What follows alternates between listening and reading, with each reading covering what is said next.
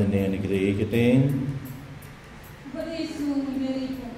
എന്റെ സഹോദരനെ, യേശുവിന്റെ രക്തം മൂലം വിശുദ്ധ സ്ഥലത്തേക്ക് പ്രവേശിക്കാൻ നമുക്ക് മനോധൈര്യമുണ്ട്. എന്തെന്നാൽ തന്റെ ശരീരമാകുന്ന വിധിയിലൂടെ അവൻ നമുക്കായി നവീനവും സജീവവുമായ ഒരു പാത തുറന്നു തന്നിരിക്കുന്നു. ദൈവഭവനത്തിന്റെ മേൽക്കോർപ്പക്കാരനായി നമുക്കൊരു മഹാപുരോഹിതനുണ്ട്. അതിനാൽ വിശ്വാസത്തിന്റെ ഉറപ്പുള്ള സത്യഹൃദയത്തോടെ നമുക്ക് അടുത്തു ചെല്ലാം. ഇതിന്റെ ദുഷ്ടമനസാക്ഷിയിൽ നിന്ന് നമ്മുടെ ഹൃദയത്തെ വെളിപ്പാക്കുകയും ശരീരം ശുദ്ധജലത്താൽ കഴിക്കുകയും വേണം. നമ്മോട് വാഗ്ദാനം ചെയ്തിരിക്കുന്നവൻ വിശ്വസ്തനാകിയാൽ നമ്മുടെ പ്രത്യാശ ഏറ്റുപറയുന്നതിൽ നാം സ്ഥിരതയുള്ളവരായിരിക്കണം. സ്നേഹത്തോടെ ജീവിക്കുന്നതിനും നല്ല കാര്യങ്ങൾ ചെയ്യുന്നതിനും പരസ്പരം പ്രോത്സാഹിപ്പിക്കാൻ എങ്ങനെ കഴിയുമെന്ന് നമുക്ക് പര്യാലോചിക്കാം.